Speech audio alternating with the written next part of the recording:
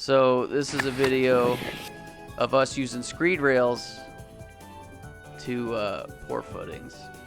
So what's like one of the reasons we like to pour with screed rails, or what's the benefit of pouring a footing with the concrete screed rail? The screed rail gives you your top of the footing. So, okay, so we don't pour all of our footings with screed rails. So this, I don't know what this is for. I think it's for a shop. Anyway, or it could be a garage. It's for something that has a concrete floor. So anything with a concrete floor. In our area, our footings have to be down in the ground. I think it's 18 inches now. It used to be 15 inches to the bottom of the footing. And so what we do, and there's some areas where you get closer to the mountain where it's 24 inches. I think up in Sun Valley was 32 inches or 36 inches. So you'll pour your footings, and you have to have a stem wall. And so, like in this video, 15 inches to the bottom of the footing for frost, because our area freezes, and they say that the frost in our area doesn't get below 15 inches, which I've never seen it that thick. Maybe 12 inches the thickest I've ever seen it, but there's areas that do get a lot colder than that.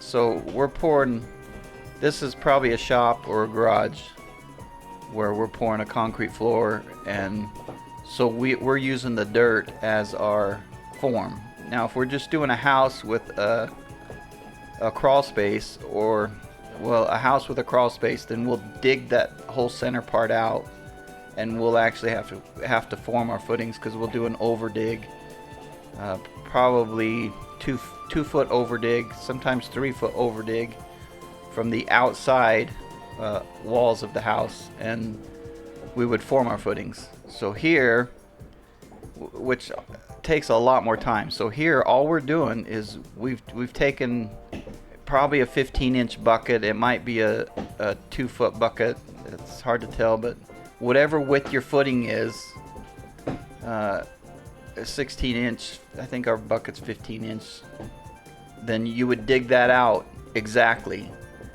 And so when we pour our footing, the dirt is the form. We don't have to form it. So what we'll do is we'll use the screed rails. We'll shoot our grade, and we'll see how we're using the screed rail to screed off of, so our concrete height is perfect. And we'll set a screed rail. If they're wider, if it's a narrow footing, this looks like probably a 15-inch footing, 16-inch footing. If it's a wider footing, say 2 foot or 3 foot, we could use 2 rails, and then you put one on each side, and then you do the same thing. You could use a 2x, or if you have the screed rail in there, now all you're trying to do is get your footing to grade, and that screed rail gives you can see how I'm pushing right on the top of the screed rail. I just keep my float level. It gives us a perfectly flat footing, perfectly to grade. So if you start with a perfectly flat footing, then everything else, I mean, if it's flat and it's to grade, everything else above that comes out so much easier. You know, your stem walls, your framing, everything. So at least the way we like to do it is we like to get our footings as right on as possible, as perfect as possible, so everything above that just makes everything above that easier. Well, and this first comment talks just about that. A perfect footing does make everything else easier afterwards. Another way too that we've mentioned before in videos, like you already said, the reason we're able to just throw one screed rail in here is because we're not forming it up. Obviously, if we're forming it up, we're just going to screed off of our forms. But you said that there's crews in our area that even if they are digging that out farther for a crawl space, they'll just set up 2 rails and then pour it at a very dry slump. Yeah, there's only one contractor that I've ever seen do that, and they've been doing it longer than I've been in construction. So they've done it for so long, and they still do it, and they're really good.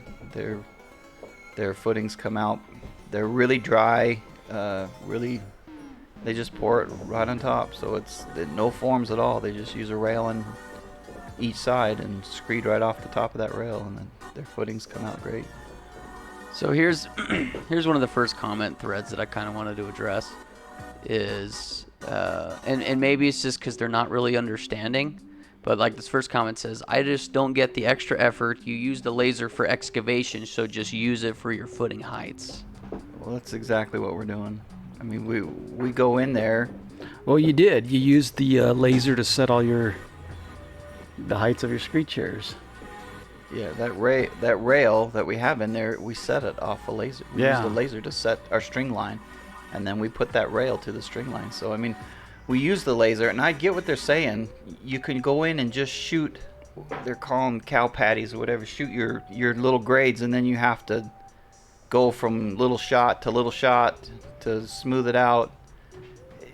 These rails literally take a few minutes. They don't take very long. You'll spend more time trying to shoot your grade and screed off that grade than you'll ever spend setting up screed rails. We do this before we pour. So our screed rails are set to grade before you pour. You cannot make any mistakes.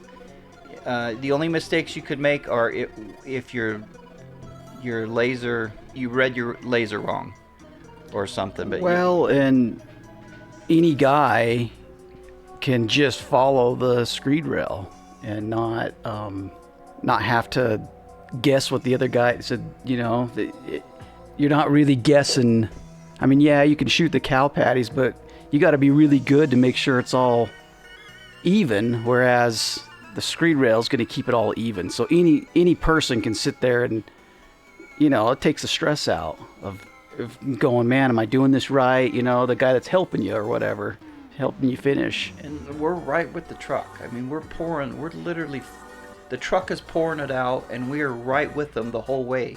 We don't have to pour a bunch out and then shoot cow patties and then dig a bunch out because we poured it too high or whatever. Or, I mean, to set this rail is exactly that. It gives you something perfect to grade to go by. So, and the rail is all the way through it. It's not a cow patty every 10 feet or however this sets it perfect all the way, and we can stay right with the truck as we go. So see, they've already pulled we'll have somebody ahead shoveling, pulling mud right here, dragging mud, and then somebody's pushing the mud with the rail. As soon as you remove the rail, we just float that all in and make it nice and smooth. And we're pouring right with the truck, and it doesn't take that many guys. 3 guys. I mean, Yeah. You guys poured that. These guys poured a huge footing up in Twin, and I think there was only 3 of you. Yeah. So I mean, this really is such an easy way to do footings. Anything with the concrete floor, this is the only way I would do it. I mean, it's less backfill, it's less excavation. You have 0 forms. The other thing too, and we've talked about this a lot when it comes to screed chairs and why we like using them, is in concrete you're always pressed for time, right? You're always battling time, whereas we can go in, we can set our rails the day before, and then when the mud gets there, all we have to worry about is getting that mud poured out. We don't have to worry about, I mean, you can go through and check your levels if you want, but you've got the rails already set up perfectly and you can visually see it. So now all you got to do is just worry about getting your mud down and moving the rails, and you continue to pour. You don't have to worry about checking a cow patty. I don't know how often they're checking it. If they're checking it like every 3 or 4 feet, I don't know what they're checking their levels off of. Whereas with this, I mean, our rails are set. You got a 10-foot rail, and we set our screed chairs every 3 feet. So obviously every 3 feet, that's where it's being checked with the screed chairs. But you're not battling time when you're using screed chairs and a rail. No, everything's set up ahead of time. I mean, have you ever worried about if anything's to grade when we're pouring after we've set up our rails? No, that's why you set them up. Is then you, like I said, you don't have guys worried about it. Is this one right? Did this one get shot? Did this one get overlooked? Or is it level enough as between the 2 patties? How does it look? You're taking all that thinking out. Now maybe the guy shooting it's like a rock star, man. He gets it right every single time. Did I charge my laser? There's other guys that are like maybe second guessing, and they're not that great at it, and the rail just gives them that security of like, this is exactly what it needs to be. You know, it takes all the thinking out, and all he can do is focus on just getting it to that exact level. This one here, so I was commenting back with this guy saying that it's easy to screed off a bar. It gets it flat, there's no guesswork. And then this person says there's no guesswork with the laser either. Okay, but you're doing it in real time. So we've already done our lasering work. We lasered everything before we start pouring our concrete. So now what you're doing is you're pouring your concrete. You're trying to get it to some kind of grade, some kind of level. You have nothing to go off of until you shoot it with the laser. So are you shooting with the laser every inch as it's coming out of the truck? You're not. So you have nothing to go off of except wherever you shoot the laser. We have a rail that goes through every inch of that mud that is set perfectly with a laser to grade. Well, and it's like I said, you can shoot all that, but what about the guy that's helping you that's not very good? What if he doesn't get it that great? What if he doesn't get it that level between the two places you shot? And maybe it doesn't really matter because it's a footing, but but I'm just saying, you're taking all the guesswork out, not for yourself. Guy shooting the laser, you're taking the guesswork out for the guy that's helping you, that maybe not that experienced, that doesn't know exactly, he hasn't done a bunch of this stuff, but he can just follow that rail. It's kind of like a crutch, it's helping him out so he can get better at it, Yeah. so that you're just trying to minimize the mistakes is all you're trying to do. And literally the laser guy, whoever's the smart guy with the laser, doesn't even have to be there to pour.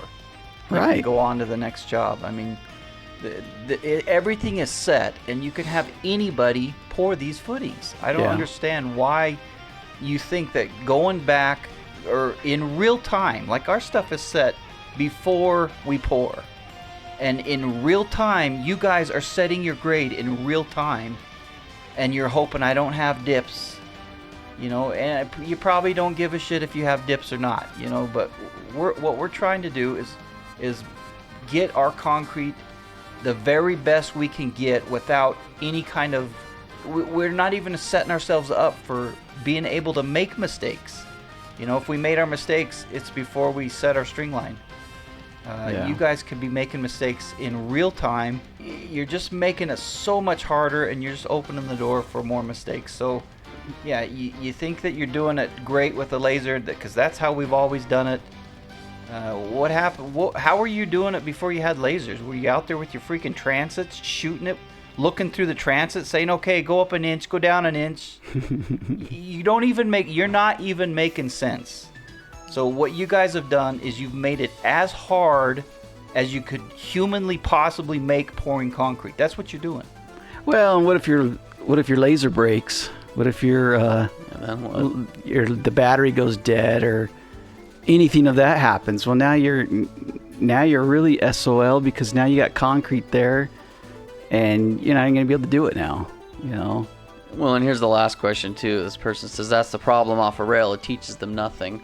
Well, you could teach your guys to practice using a laser before mud's even there, setting your screed chairs. That's completely wrong. His comment's completely wrong, because you still use the laser to set up all your rails. You set everything up with your laser, so you have taught them. What you've done is you've taken it out of the day you pour is the day everybody's a little stressed. The mud's there, everything's moving. You only got so much time to get everything completely done. All we're doing is taking one step of that stress completely out. Man, the guy shows up. All I got to do is follow this rail. Perfect. This is going to be really easy, And but you're still teaching your guy how to set up all those rails. You're going to still have to shoot those screed chairs to set up your rails, set up the string line to get it all set up anyway. So that comment's completely wrong. You're still using a laser to set it all up. We're just making it really easy on the day you pour. So Jack there, that hasn't really poured very much, kind of stressed because the boss is bitching at him, yelling because the concrete's there. Well, this takes eliminates a lot of stress for that guy, because Jack now only has to just follow, this rail,